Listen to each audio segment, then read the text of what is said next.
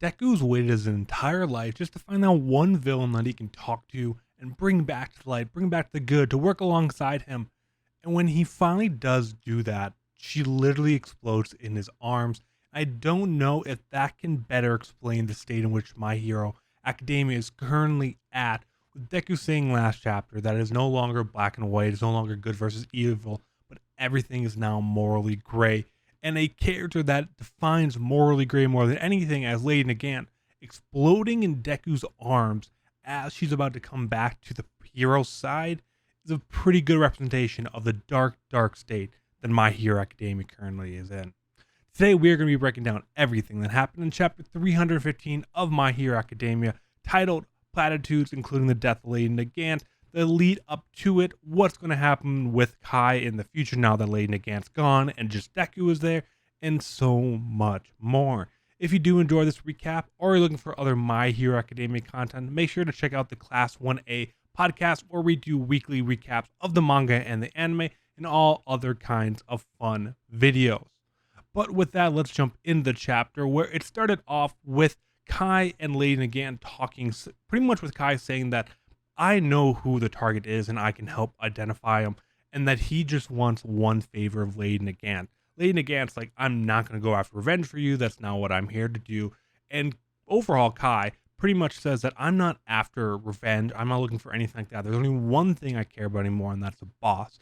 And after I help you identify the target, you need to take me back to the boss. And it jumps back to the current times where we see Overhaul standing on the rooftop yelling at Lady Nagant that he's kept up as part of a deal, and now she needs to take him to the boss as she has her rifle trained on him. And she pretty much just says like, well, Deku, since your hero education, it tells you that anyone that dies on your hands, good or bad, is going to be your fault and keep you awake at night. Pretty much trying to get in his head and give him a second so that she's going to get an opportunity to shoot at him. So as she shoots, we see that Deku had no hesitation and immediately uses Black Whip to swing over with a combination of Fajin and 45% all for one, the highest level of all for one we've seen him use in a normal situation, to create a fox, like a fake 100% form that he compares to the speed of All Might at 100%, using these three quirks in combination, instantly getting over to Kai, leaving Lady Nagant in disbelief and the bullet missing by just a hair when you see the panels side by side. She quickly realizes that Deku was already starting to move before she'd even shot, kind of again verifying to her that he is a true hero, one that is only here to save no matter what the background, and he knew exactly who it was, that this was a villain, someone that he had fought before. He thinks as he's going back to doing another 100% straight back at Lady Nagant, that before he was using all for 145%, Danger Sense, Smokescreen, Black Whip, Fajin, and Float all in rapid succession, and that's what really caused his body to kind of stun up. So when he's only using now these four, the Fajin, Float, Black Whip, and all for one, it allows him to use all of them freely without freezing up, kind of seeing that even though he is going to have these 7-8 different quirks, he's only going to really be able to use 4 in rapid succession without it causing a big Black Whip backlash, which is obviously kind of limiting of how Deku is going to be incredibly overpowered otherwise with 7 unique different quirks, which is very cool. But nonetheless, he uses the pseudo 100% to use 100%, a pseudo 100% Manchester Smash to break Lady Nagant's rifle arm as she was falling back, as he yells that it's over. Lady Nagant takes a note how, again, Deku didn't even hesitate to save Kai, and that she was starting to think back about her time with the Public Safety Commission about when the platitude started to make her feel sick. And as she's falling down, kind of accepting defeat and that she's probably going to die here, Deku catches her with a couple of revelations that we as readers didn't quite realize.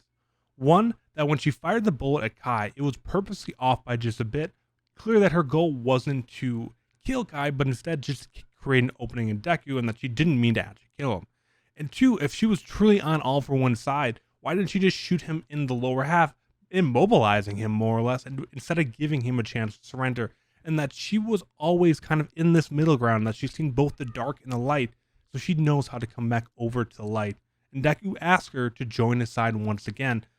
And as Lady Nagant's about to smile and say, Deku, you are a true hero, an explosion goes off within her body, causing her to burn to a crisp. we see that All For One suspected Lady Nagant might be able to go back and switch back over to the hero side, so he rigged her body to explode if anything was to happen of this state, saying that she failed her mission. He also calls her nothing but a convenient tool for others to use, and that she should blame her quirk for that, very similar to how the Public Safety Commission treated her. But in the very last panel, Hawks flies in onto the scene, catches Lady Nagant, asking her senior not to die on him, signifying that she's not quite dead yet, despite her incredibly bad shape that she's in. And I guess we don't know for sure she's not dead at this point, but I'm taking that comment as there's a chance she may survive. Maybe I'll give a little bit of information or something, but clearly her days of fighting are long gone. So that brings an end to the Lady Nagant versus Deku fight. We see so many kind of cool moments throughout this moment, including the reveal of a new quirk in this fight.